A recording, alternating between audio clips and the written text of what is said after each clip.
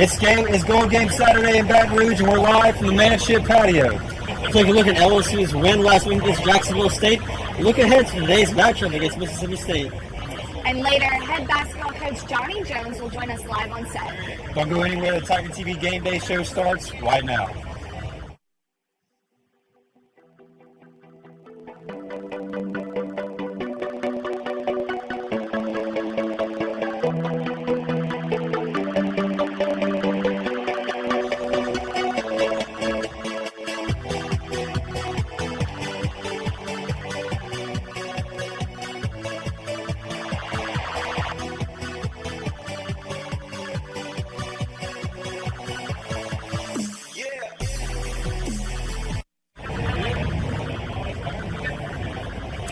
Hello, welcome everyone to the Tiger TV Tailgate Show. I'm Max Hawkins, and here alongside me is Lovell and Kamryn Stelly. Guys, how exciting is it to be back here?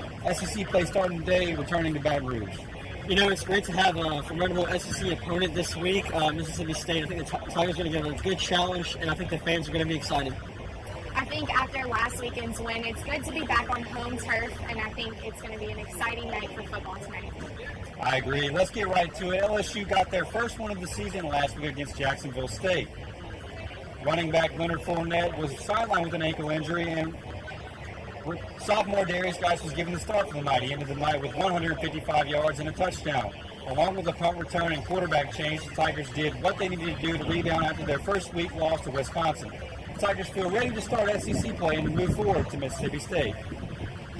Well, but you know, the first game we didn't play well enough to get the win, and that's the most important thing. And you know, we still have little things that we need to get better at.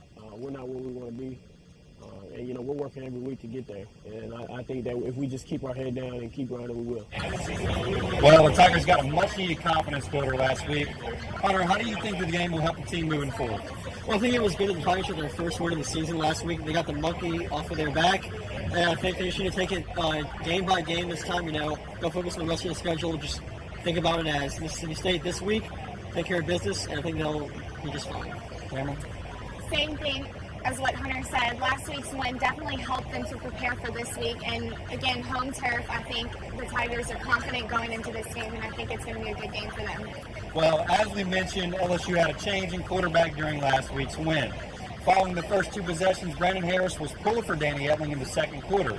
Etling finished with 100 yards along with one touchdown and one interception.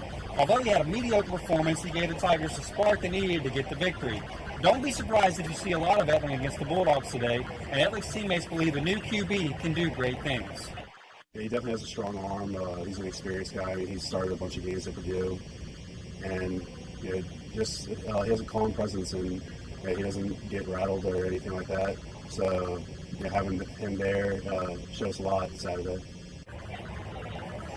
Well, the fans were sure excited to have Etling in the game, but Cameron, how do you think he will hold up today against Mississippi State's defense? I think the key the key factor in today's game is communication. I think if Danny Etling and Leonard Fournette can communicate well with the sidelines and the offensive coordinator, I think things will be pretty smooth for LSU today, but communication will be key in this game. Absolutely. Well, Etling started off strong last week. He was 6 of 8, but then in the second half, he sort of fell off. But I think the key will be to spread the ball around. You know, he targeted the tight ends. I think he needs to do that again this week. And then with the addition of Leonard Fournette back in the backfield, I think he's got a nice option with everything spread out this week. Definitely. I think we'll see some more Fournette on that ankle injury. Right now, the current team leader in touchdowns is not an offensive player. It's a defensive player, senior Tre'Davious White. White returned to punt 60 yards last week after being pushed back 21 yards by Jacksonville State. White is earning the number 18 he is wearing on his chest and is planning on continuing to work hard to help his team get ahead, especially while the offense goes through a little bit of a transitioning period that we've been seeing. I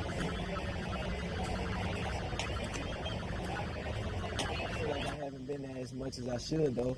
But I was just ready to run into the end zone because I was so tired. I feel like if I had another 20 yards to go, they probably would have caught me from behind.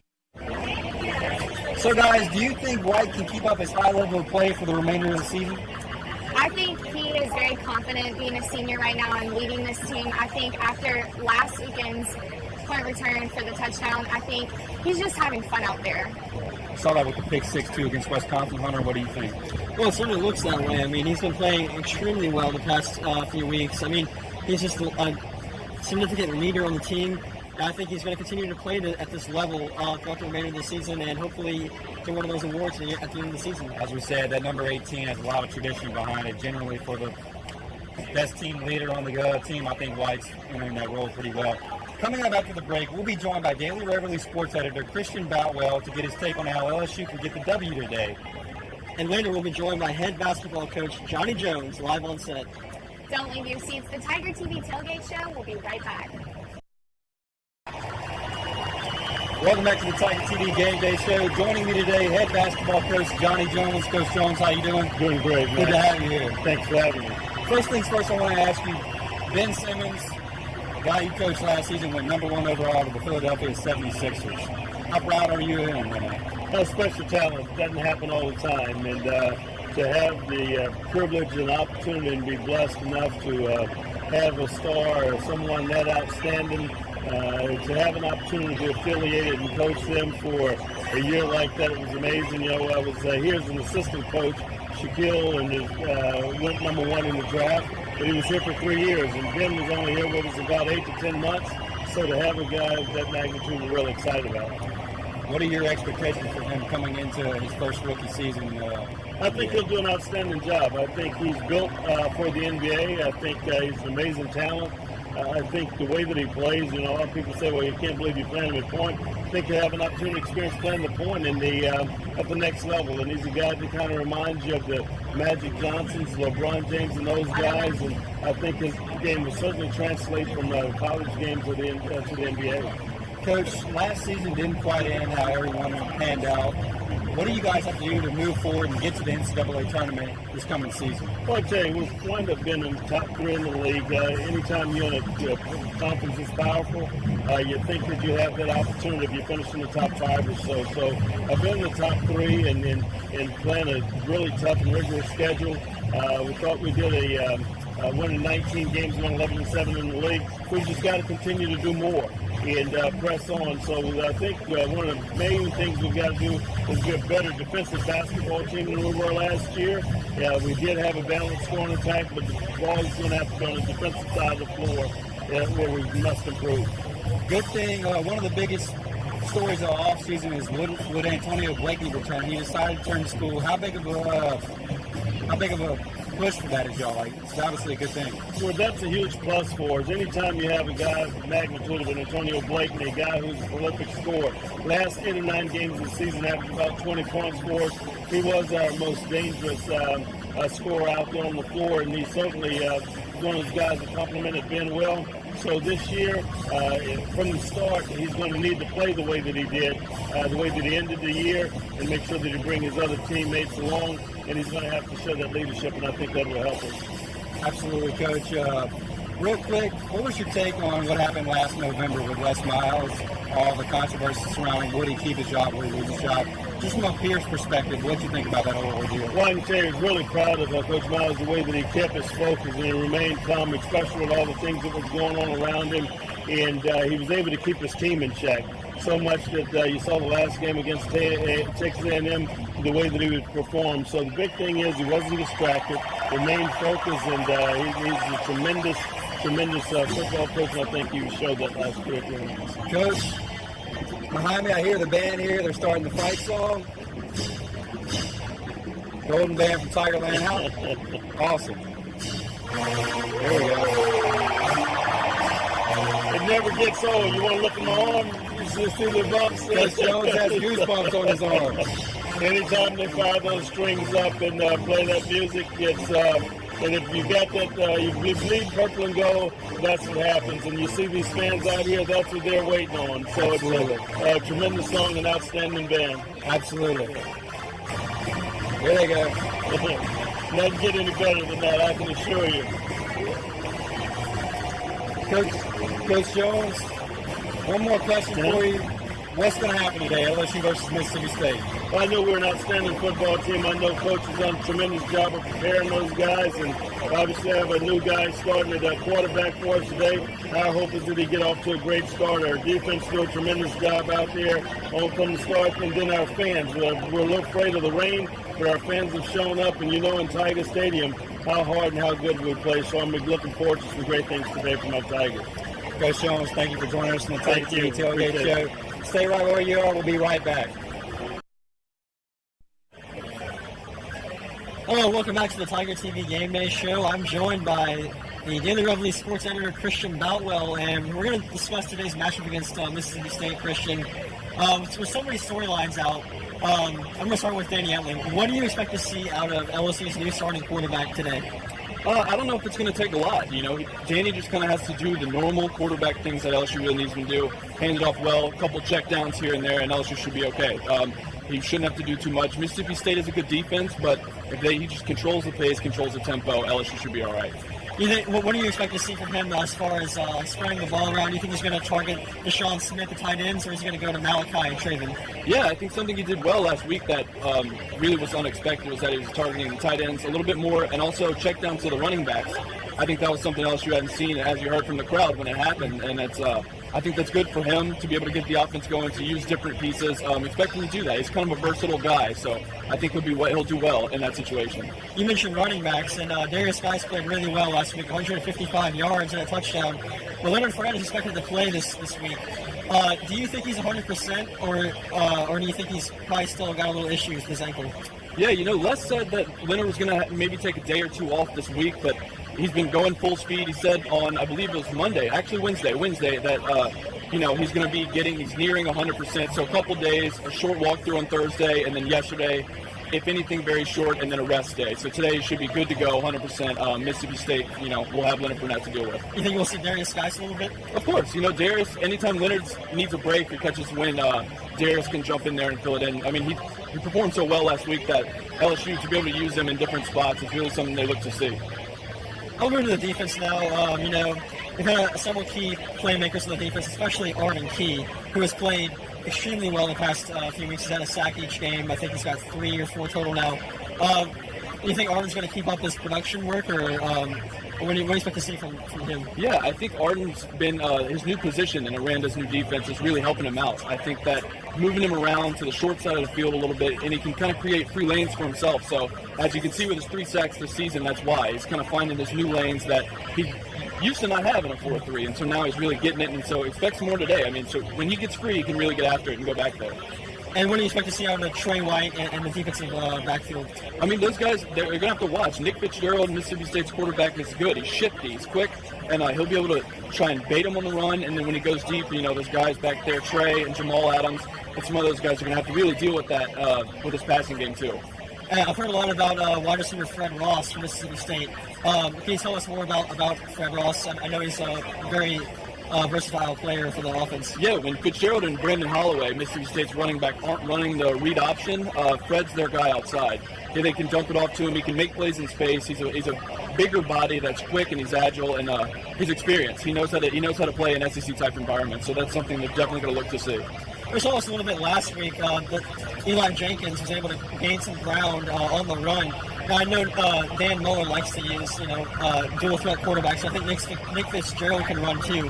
Do you think LSU's defense is going to be able to shut him down, or do you think he'll use his feet to get by on some plays? Well, that's something they've been looking at all week. I know LSU's players said on Monday that they've been ready to prepare for that read option, to where they said it was their eyes that they couldn't figure it out last week with Eli Jenkins and Rock Thomas. But they said they've been working on it in practice. So I mean, it's going to be huge in this game if they can. If they can figure out if they're going to run or they're going to pass early, should be able to get in the backfield and make some stops before the plays develop. All right, last thing, final score prediction and keys to the game. Oh, man. I'd say LSU 28, Mississippi State 21. I think LSU's defense might be a little too much for Mississippi State, and I also think their offense with Leonard back, Danny, we kind of motivated it with a fresh couple faces in there. So I think LSU's going to take it, but not by much. I think it'll be closer than you think. All right, thank you. I'm once again joined by Christian Boutwell, and just thank you, and hopefully we'll see Tigers pull out against Mississippi State today. Awesome. Thanks, Hunter. Welcome back to the Tiger TV Tailgate Show. We want to thank both head LSU basketball coach Johnny Jones and Lovell sports editor Christian Boutwell for joining us here today. It's been a great show so far, but now we're getting to LSU. We're getting to other SEC matchups. Let's do it. Along with LSU's matchup today against Mississippi State, there are some other notable matchups around the SEC today. Over in the East, Georgia will be taking on Missouri. In the SEC West, Texas A&M will be up against Auburn, which obviously has big implications because we play Auburn next week, guys. So, and of course, the marquee matchup that is actually underway as we speak right now, Ole Miss versus Alabama. Ole Miss is looking to be the first team to beat head coach Nick Saban 3 consecutive years. Lots of exciting games today. Let's talk about Ole Miss, Alabama real quick, guys. Last I heard, which was about 3 minutes ago, Rebels up on Crimson Tide 24-3. That's a shock. That's definitely an upset for Nick Saban and the Tide. I mean, every time they've played LSU, they come out here strong, and it's just, they make it look easy against us. So, I wouldn't have expected that, especially after week 1 when Ole Miss lost to Florida State in that dramatic come-from-behind win. And Alabama looked strong the first 2 weeks, so this is definitely an upset. Ole Miss has got Alabama's money, looking like 3 years in a row now. So we play both of these teams later down the road, and it's just, implications of how the SEC is starting to shake up at this point in the season. Well, I don't want to stress the game isn't quite over yet between these two. I think they're probably about at halftime right now. They started right before we came on air. So, I think it'd actually be better for LSU if Alabama lost, because then Ole Miss would have a loss, LSU would have a loss, Alabama would then have a loss. So it'd kind of be like a three-way tie. Probably be best for the Tigers, but I think a lot of LSU fans, when Alabama comes here, they want to be undefeated. So we get the best of them, so LSU can be the first team to beat them. What do you guys think? Like you said, I think it gives LSU an advantage of everybody being tied for one loss now. If LSU can keep this up, we could be sitting in a spot to win with Atlanta at the end of the season. Whereas, if you put all your money in the basket when Alabama's undefeated coming to Baton Rouge, I think there's a lot more pressure. I think this makes it a little bit more easy, I guess, for LSU to handle. Cameron, you have anything to add? I think it gives LSU some motivation and something to look forward to when Alabama comes here. So I think it's definitely something to look forward to. By the way, producer just let us know that Alabama and Ole Miss are actually in the second quarter. So 24-3, second quarter, Ole Miss beating Alabama. Since you mentioned Florida State, number 2 ranked team, huge upset today, dominated by number 10 Louisville. I don't know if you can call it upset. Louisville's number 10, but nobody expected that. Florida State lost to Louisville 63-20. 63-20. Yeah. It is unbelievable play by quarterback Lamar Jackson. 18 total touchdowns in 3 games. This dude is unbelievable. Like, just Heisman front runner. I mean, I can't even describe this guy. He's giving Leonard Fournette some run for his money.